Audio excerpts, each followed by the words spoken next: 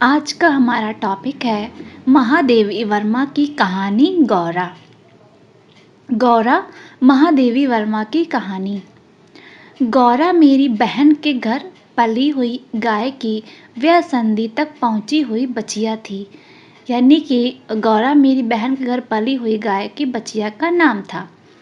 उसे इतने स्नेह और दुलार से पाला गया था कि वह अन्य गोवत्साओं से कुछ विशिष्ट हो गई थी।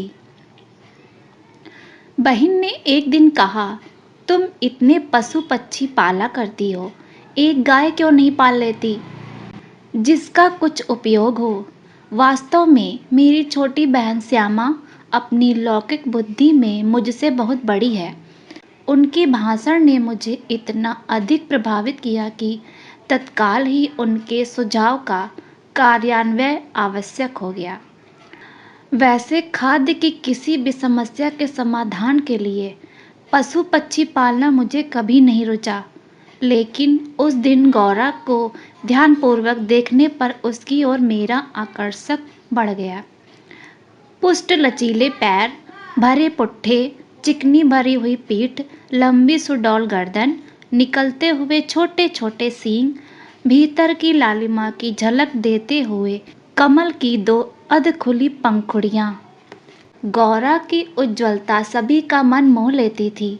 उसे देखकर ऐसा लगता था कि मानो उसके रोमों पर अभ्रक का चूड़ मल दिया गया हो, जिसके कारण जिधर आलोक पड़ता था उधर विशेष चमक उत्पन्न हो जाती थी। गौरा को देखते ही मेरी गाय पालने के संबंध में दुविधा निश्चय में बदल गई। गाय के मेरे बंगले पर पहुंचने पर मेरे परिचितों एवं परिचारकों में श्रद्धा भावना उमड़ पड़ी। उसे लाल सफ़ेद गुलाबों की माला पहनाकर केसर रोली का बड़ा सा तिलक लगाया, घी का चौमुखा दिया जलाकर आरती उतारी गई और फिर उसे दही पेड़ा खिलाया गया। उसका नामकरण हुआ गौरा। उसकी बड़ी चमकीली और काली आंखों में दिए की लौ प्रतिफलित होकर बहुत सुंदर लग रही थी। गौरा वास्तव में ही बहुत आकर्षक थी। चौड़े उज्ज्वल माथे और लंबे सांचे में ढले हुए मुख पर आंखें बर्फ में नीले जल के कुंडों के समान लगती थीं। उनमें एक अनोखा विश्वास रहता था। गाय के नेत्र हिरण के समान चंचल न होकर आत्मीय विश्वास से भरे होते हैं। कुछ ही दिनों में गौरा सबसे इतनी हिल मिल गई कि अन्य पशु पक्षी अपनी लघुता और उसकी विशालता का अंतर भूल गए। कुत्ते बिल्ली उसके पैरों के बीच में खेलने लगे।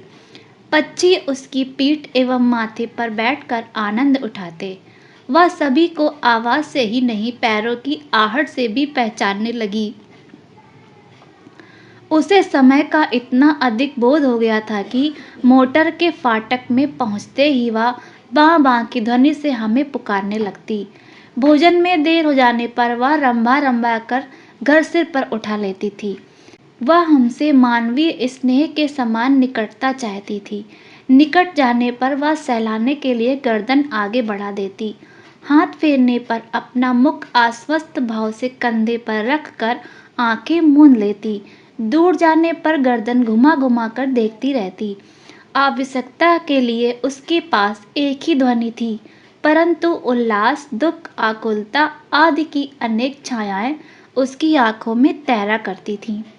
1 वर्ष के उपरांत गौरा एक सुंदर वत्स की माता बनी। वत्स अपने लाल रंग के कारण गेरू का पुतला सा जान पड़ता था।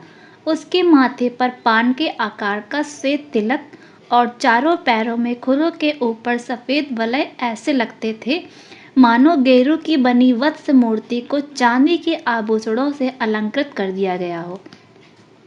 बछड़े का नाम रखा गया लाल मणि। माता पुत्र दोनों निकट रहने पर हिमराशि और जलते अंगारे का स्मरण कराते थे। गौरा प्रतिदिन 12 सेर दूध देती थी, अतः लालमणि के दूध पीने के बाद इतना दूध अधिक बचता था कि कुत्ते बिल्ली तक को दूध मिलता था। दूध दोहन के समय वे एक पंक्ति बनाकर बैठ जाते। महादेव उनके लिए निश्चित किए गए पात्रों में नाप नाप कर दूध दे देता, जिसे पीने के उपरांत वे अपने अपने स्वरों में कृतज्ञता ज्ञापन सा कराते हुए गौरा की तरफ उछलने कूदते लगते थे। मेरे नौकरों में से किसी को भी ढंग से दूध दोहना नहीं आता था। वे इस कार्य में बहुत समय लगा देते थे।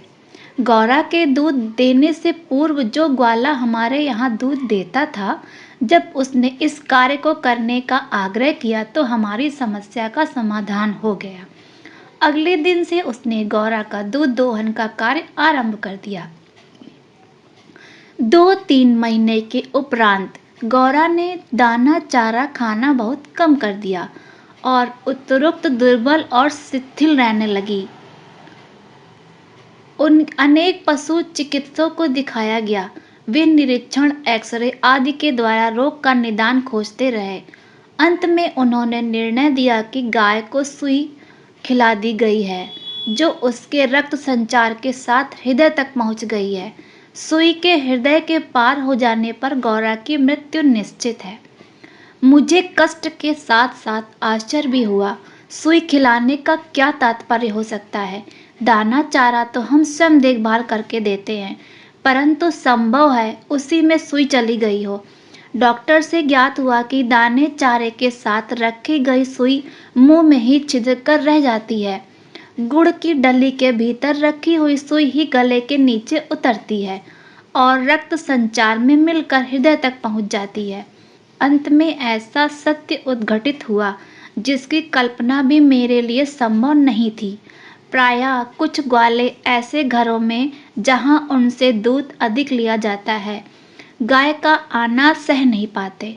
अवसर मिलते ही वे गुड़ से सुई लपेटकर उसे खिलाकर उसकी असमय ही मृत्यु निश्चित कर देते हैं। गाय की मृत्यु के पश्चात वे उन घरों में फिर दूध देने लगते हैं। सुई की बात पता चलते ही ग्वाला भाग गया। अतः संदेह विश्वास में बदल गया। दिन प्रतिदिन गौरा की दशा शोचनीय होती गई।